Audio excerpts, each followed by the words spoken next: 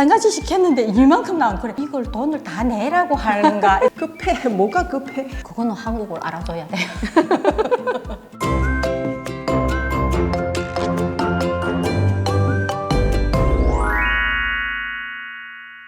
안녕하세요. 멘티브입니다. 장비리입니다.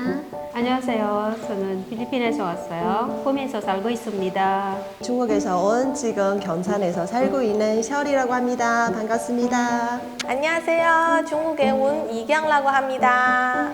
안녕하세요. 중국은 장춘추이라고 합니다. 안녕하세요. 저는 원설아입니다. 저는 전태혁입니다. 반갑습니다.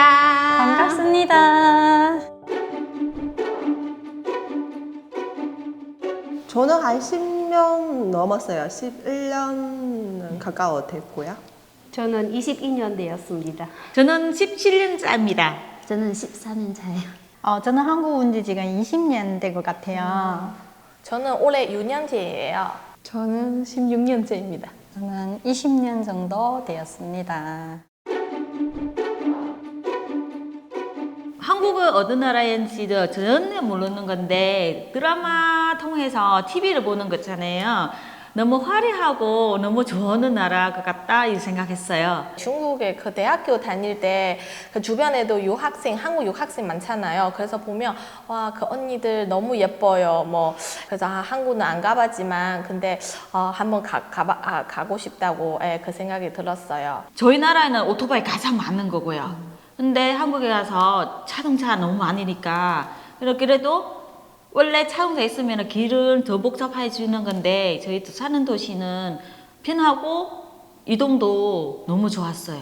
이런 공공장소에 가면 이렇게 사람들 자발적으로 줄을 이렇게 서고 기다리고 이런 거 되게 신기했어요. 처음에 한국 왔을 때. 우리 중국 같은 경우는 음식을 시키면 한 가지 된장찌개 시키면 된장찌개만 나오고 한 가지씩만 음식 시킨 것만 나오는데 한국에 오니까 한 가지 시켰는데 이만큼 나온 그래. 이걸 돈을 다 내라고 하는가? 처음에는 그게 부담스러웠어요. 저도 그랬었거든요. 베트남에도 그랬거든요. 공짜라는 게 없어요. 아, 맞아. 그래서 한국에 이제 음식 시키면은 밑반찬도 나오는데다가 떨어지면 추가로 달라 해도 돈이 따로 안 받으니까 맞아. 그게 되게 더 편한 것 같아요. 이거 좋아요. 뭐가 물어보면 물어는 사람이 있더라도 진짜 친절하게 이렇게 천천히 설명해 주는 거 이런 거 진짜 이제 뭐 진심으로 도와주는 그런 느낌. 인정 많고 자주 만나서 뭐 우리 가족처럼 그렇게 대해주는 분들도 많아요. 그래서 지금까지 22년이나 살고 있잖아요. 저는 한국은 흥이 많은 나라다 이런 생각이 들었어요. 제가 접촉했던 한국 사람들은 놀기 좋아하고 노래 좋아하고 흥이 많았다 이렇게 생각했어요. 근데 와보니까 역시나 흥이 많았어요. 중국 사람들 말은 약간 딱딱해요. 근데 한국 사람은 약간 부드러우고 되게 빨리 가까워지는 그런 느낌이 들었는 것 같아요. 빨리빨리 문화는 제가 처음에 좀 적응은 안 돼요. 한 10년 넘게 사니까 제가 그렇게 됐어요. 제가 한 번씩 중국 가면 급해. 뭐가 급해? 뭐 급한 일이 있어? 이렇게. 한국은 빨리빨리인데 중국은 만만디거든요. 만만디 천천히란 뜻이거든요. 근데 한국은 빨리빨리니까 여기에 적응하는 것도 약간씩 좀 힘든 부분이 있었어요. 학습 체험 이런 거 있잖아요. 그 엄청 많이 있으니까 책에서만 있는 뿐만 아니라 직접 밖에 나가서 경험할 수 있고 또는 만질 수 있고 만들 수 있는 방법, 기회를 이렇게 만들어주는 것은 한국에서 이런 교육 이런 것은 좀 좋은 것 같아요. 애들은 자기 주도 학습? 그게 되게 좋은 것 같아요. 자기 의견도 얘기를 할 수 있는 이제 내가 생각했던 거를 의견 낼 수 있고 발표할 수 있고 그런 부분에는 조금 좋은 것 같아요. 한국의 장학금 문화가 잘 돼 있어요.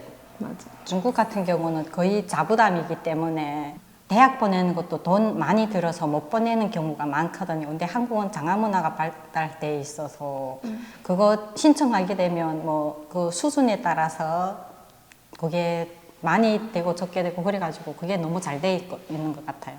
한국은 교육열이 근데 너무 높아요. 그게 좀 힘들더라고요. 우리 같은 경우는.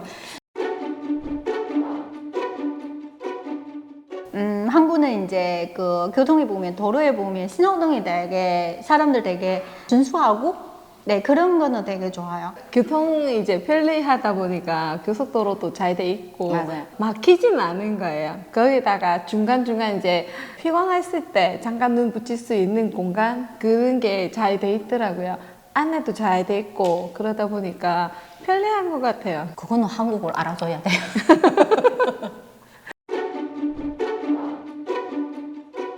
택배 같은 경우는 그냥 주인 없으면 그냥 문 앞에 놔둬도 되는데 솔직히 우리나라에서는 그렇게 놔두면 없어질 것 같아요. 다른 나라에 나가면은 불안하고 어떻게 하는지 하는 건데, 근데 한국에서는 어디 가든지 온 시민들이 마스크도 쓰고 또 각 기관에 들어가면은 소독기 또는 재온기 다 각각 다 지금 준비해 되어서 안전적인 느낌을 들었어요.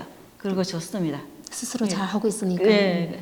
한국에는 CCTV가 계속 또 있잖아요. 거기다가 이제 24시간 그게 식당이라든지 편의점 그 운영하는 데가 많으니까 밖에 나가더라도 내가 혼자 있다는 생각이 안 들거든요. 그러니까 한국은 전체적으로 인식이 좀 높은 것 같아요. 저녁에 나가도 뭐 크게 위험하지 않다는 이런 생각이 들고 또 택시도 뭐 T택시 같은 거 부르면 어디에서 출발합니다, 도착했습니다 이런 게 딱딱 뜨고 하니까 너무 편한 것 같고 위험하다는 생각이 안 들더라고요. 맞아요. 이제 이미 한국이 이미 좋은 나라고 잘 살고 여러 면은 잘하고 있는데 아이라 이렇게 교육 쪽이든 여유 좀 느끼면서 살았으면 좋겠어요.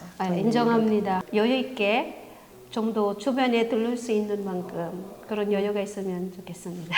빠리빠리 하는 거 좋은데 조금 천천히 어떤 게 조정하면서 가족들이랑 같이 있는 시간 조금 여유 있게 좀 좋지 않나 싶어요.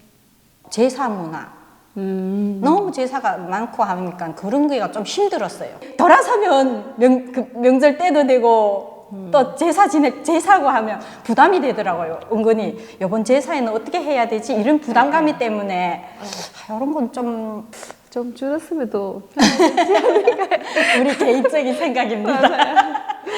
중국에도 이제 다문화 가정 이런 거 많아요. 근데 우리는 특히 뭐 다문화는 강조하지 않아요. 그냥 아빠 아니면 엄마는 외국 사람. 그래서 이런 거 나중에는 또 많이 강조하지 않으면 좋겠어요. 네네.